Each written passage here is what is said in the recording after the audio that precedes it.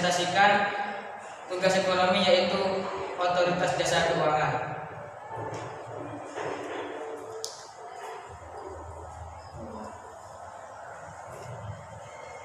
Oke, untuk yang pertama kita akan membahas apa latar belakang pembentukan otoritas jasa keuangan atau bisa disebut OJK.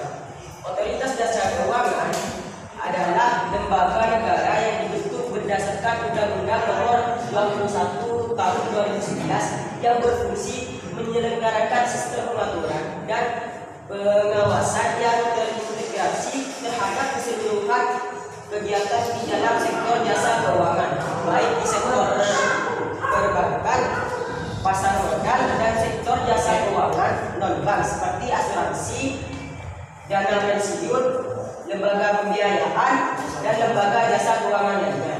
Secara lebih lengkap, OJK adalah lembaga independen dan bebas dari campur tangan pihak lain yang mempunyai fungsi, tugas, dan wewenang pengaturan, pengawasan, pemeriksaan, dan penyidikan sebagaimana dimaksud dalam Undang-Undang Nomor 21 tersebut. Tugas pengawasan industri keuangan non-bank dan pasar modal secara resmi beralih dari Kementerian Keuangan dan Bank MK ke OJK pada 31 Desember 2012.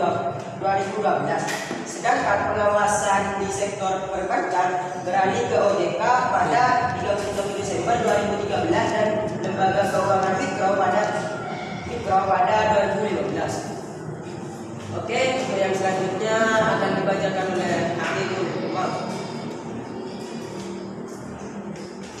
Oke, di sini saya akan membacakan apa tujuan pembentukan OJK. Pasal 40 Nomor 21 Tahun 2011 tentang OJK menyebutkan bahwa OJK dibentuk dengan tujuan agar keseluruhan kegiatan di dalam sektor jasa keuangan terselenggara secara teratur, adil, transparan, akuntabel, dan mampu mewujudkan sistem keuangan yang tumbuh secara berkelanjutan dan stabil, serta mampu melindungi kepentingan konsumen maupun masyarakat. Dengan pembentukan OJK, maka lembaga ini diharapkan dapat mendukung kepentingan sektor jasa keuangan secara menyeluruh sehingga meningkatkan daya saing perekonomian. Selain itu, OJK harus mampu menjaga kepentingan nasional antara lain meliputi sumber daya manusia, pengelolaan, pengendalian, dan kepemilikan di sektor jasa keuangan dengan tetap mempertimbangkan aspek positif globalisasi. OJK dibentuk dan dilandasi dengan prinsip-prinsip tata kelola yang baik yang meliputi independensi, akuntabilitas, pertanggungjawaban, transparansi, dan kewajaran.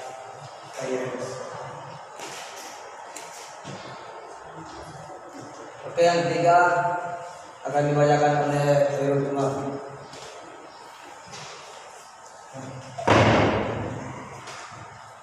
Oke, di sini saya akan menjelaskan apa visi dan misi OJK.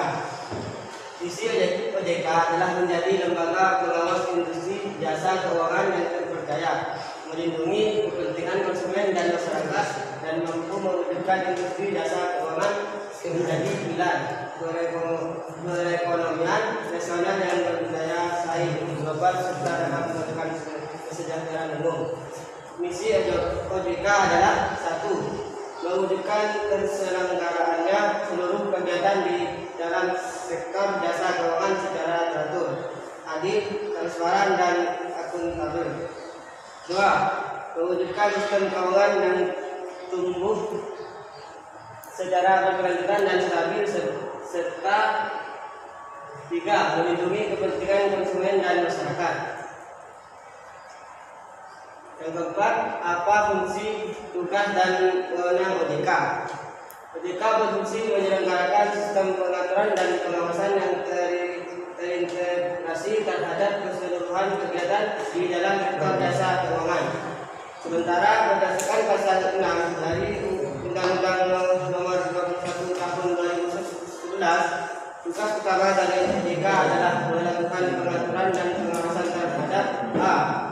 kegiatan jasa keuangan di sektor perbankan. B. Kegiatan jasa keuangan di sektor pasar modal. C. Kegiatan jasa keuangan di sektor perasuransian, dana pensiun, lembaga pembiayaan, dan lembaga jasa keuangan lainnya. Adapun wewenang yang dimiliki OJK adalah sebagai berikut. A. Terkait khusus pengawasan dan pengaturan lembaga jasa keuangan bank yang meliputi 1. Perizinan untuk mendirikan bank, pembuatan kantor bank, anggaran dasar, rencana kerja, kepemilikan, kepengurusan dan sumber daya manusia, merger, konsolidasi dan akuisisi bank serta pencabutan izin usaha bank. 2. Kegiatan usaha bank antara lain sumber dana, penyediaan dana, produksi, hibridasi dan aktivitas di bidang jasa. 3. Pengaturan dan pengawasan mengenai kesehatan bank yang meliputi likuiditas, rentabilitas, probabilitas, kualitas aset, rasio kedudukan modal, minuman, batas maksimum pemberian kredit, rasio pinjaman terhadap setoran dan pencatatan bank. Laporan bank yang terkait dengan kesehatan dan kinerja bank serta informasi dan metode pengujian kredit atau yang disebut kredit testing dan standar akuntansi bank. Yang keempat, pengaturan dan pengawasan mengenai aspek kehati-hatian bank meliputi manajemen risiko, tata kelola bank, prinsip pengelolaan nasabah dan anti pencucian bank, dan pencegahan pembiayaan terorisme dan kejahatan perbankan serta pemeriksaan bank.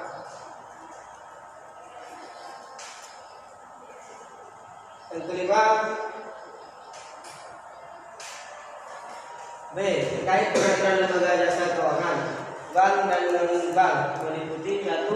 Menetapkan peraturan dan keputusan OJK. 2. Menetapkan peraturan mengenai pengawasan di sektor jasa keuangan. 3. Menetapkan kebijakan mengenai pelaksanaan tugas OJK. 4. Menetapkan peraturan mengenai tata cara penetapan perintah tertulis terhadap lembaga jasa keuangan dan pihak tertentu.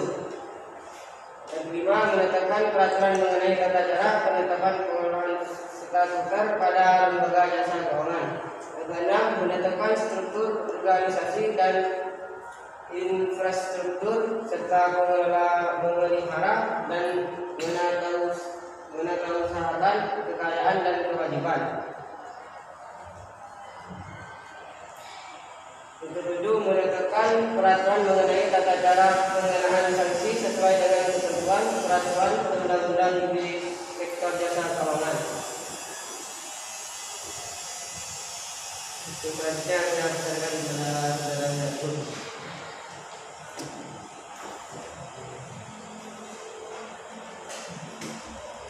C. Terkait pengawasan lembaga jasa keuangan bank dan non-bank meliputi 1. Menetapkan kebijakan operasional pengawasan terhadap kegiatan jasa keuangan. 2. Mengawasi pelaksanaan tugas pengawasan yang dilaksanakan oleh kepala eksekutif. 3. Melakukan pengawasan, pemeriksaan, penyidikan, perlindungan konsumen dan tindakan lain terhadap lembaga jasa keuangan, pelaku dan atau penunjang kegiatan jasa keuangan sebagaimana dimaksud dalam peraturan perundang-undangan sektor jasa keuangan. Yang keempat, memberikan perintah tertulis kepada lembaga jasa keuangan dan atau pihak tertentu. Yang kelima, melakukan penunjukan pengelola statuter. Yang keenam, menetapkan penggunaan pengelola statuter. Yang ketujuh, menetapkan sanksi administratif terhadap pihak yang melakukan pelanggaran terhadap peraturan perundang-undangan di sektor jasa keuangan. Yang kedelapan, memberikan dan atau mencabut izin usaha, izin orang perseorangan, efektifnya pernyataan pendaftaran, surat tanda terdaftar, persetujuan melakukan kegiatan usaha, pengesahan, persetujuan atau penetapan pengeluaran dan penetapan lain. 5. Apa nilai-nilai OJK? Yang pertama, integritas, bertindak objektif, adil dan konsisten sesuai dengan kode etik atau kebijakan organisasi dengan menunjuk tinggi kejujuran dan komitmen. Yang kedua, profesionalisme, bekerja dengan penuh tanggung jawab berdasarkan kompetensi yang tinggi untuk mencapai kinerja terbaik. Yang ketiga, sinergi, berkolaborasi dengan seluruh pemangku kepentingan baik internal maupun eksternal secara produktif dan berkualitas. Yang keempat, inklusif, terbuka dan menerima keberagaman pemangku kepentingan serta memperluas kesempatan dan akses masyarakat terhadap industri keuangan. Yang terakhir, visioner, memiliki wawasan yang luas dan mampu melihat ke depan, forward looking, serta dapat berpikir di luar kebiasaan atau out of the box thinking. Yang keenam, apa asas OJK? Saya pasrahkan kepada rekan saya, sekian ini.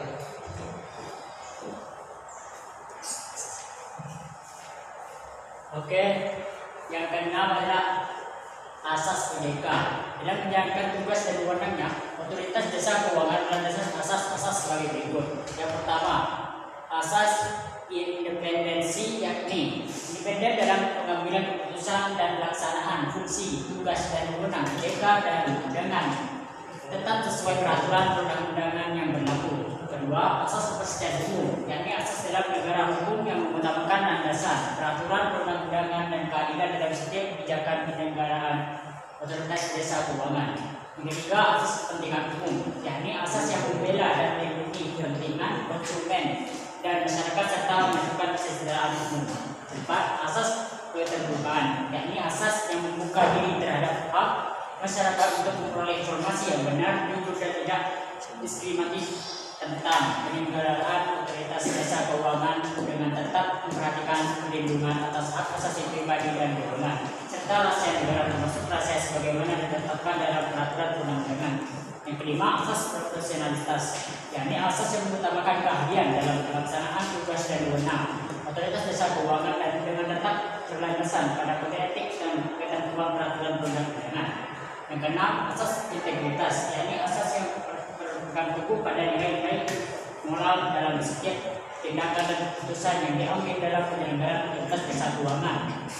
Yang ketujuh, asas akuntabilitas, yakni asas yang menentukan bahwa setiap kegiatan dan hasil akhir dari setiap kegiatan penyelenggaraan otoritas jasa keuangan harus dapat dipertanggungjawabkan kepada publik.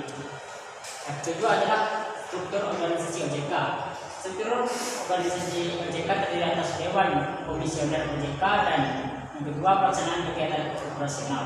Struktur Dewan Komisioner terdiri atas ketua kontrak anggota, pertama wakil ketua sebagai ketua komite rangkap anggota, yang kedua kepala eksekutif pengawasan perbankan rangkap anggota, yang ketiga kepala eksekutif pengawasan pasar modal rangkap anggota, yang keempat kepala eksekutif pengawasan asuransian dana pensiun lembaga pembiayaan dan lembaga jasa keuangan lainnya rangkap anggota. Yang kelima, ketua dewan audit rangkap anggota. Yang keenam, anggota yang dinaungi edukasi dan perlindungan konsumen. Tujuh, anggota ofisio dari Bank Indonesia merupakan anggota Dewan Gubernur Bank Indonesia. Yang kedelapan, anggota ofisio dari Kementerian Keuangan yang merupakan pejabat setingkat eselon 1 Kementerian Keuangan. Oke, seterusnya saya akan serahkan kepada Ivan.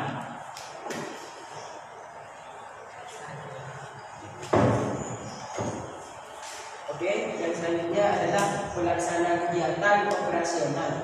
Melaksanakan kegiatan operasional terdiri atas satu, Dewan Komisioner memimpin bidang manajemen strategi 1. 2. Wakil Ketua Dewan Komisioner memimpin bidang manajemen strategi 2. 3. Kepala Eksekutif Pengawas Perbankan memimpin bidang pengawasan sektor perbankan. 4. Kepala Eksekutif Pengawas Pasar Modal memimpin bidang pengawasan sektor pasar modal. 5. Kepala Eksekutif Pengawas para asuransian, dana pensiun, lembaga pembiayaan dan lembaga jasa keuangan lainnya memimpin bidang pengawasan sektor IKEB. Ketua Dewan Audit memimpin bidang audit internal dan manajemen risiko. Dan 6. Anggota Dewan Komisioner bidang edukasi dan perlindungan konsumen memimpin bidang edukasi dan perlindungan konsumen. Oke, untuk yang selanjutnya saya serahkan kepada Hakim Umum.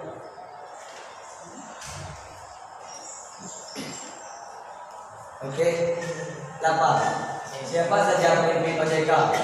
OJK dipimpin oleh 9 dewan komisioner yang kepemimpinannya bersifat kolektif dan kolegial. Susunan dewan komisioner tersebut terdiri atas 1. Seorang ketua, 2. Seorang wakil ketua, 3. Seorang kepala eksekutif pengawasan bank, 4. Seorang kepala eksekutif pengawasan pasar modal, 5. Seorang kepala eksekutif pengawasan industri keuangan non bank, 6. Seorang ketua dewan audit, 7. Seorang anggota yang membidangi edukasi dan perlindungan konsumen, 8. Seorang ex officio dari Bank Indonesia, 9. Seorang ex officio dari Kementerian Keuangan. Jabatan yang ada di OJK yaitu untuk membentuk tugasnya Dewan Komisioner, mengangkat pejabatan struktur maupun fungsional, antara lain deputi komisioner, direktur dan pejabatan bawahnya.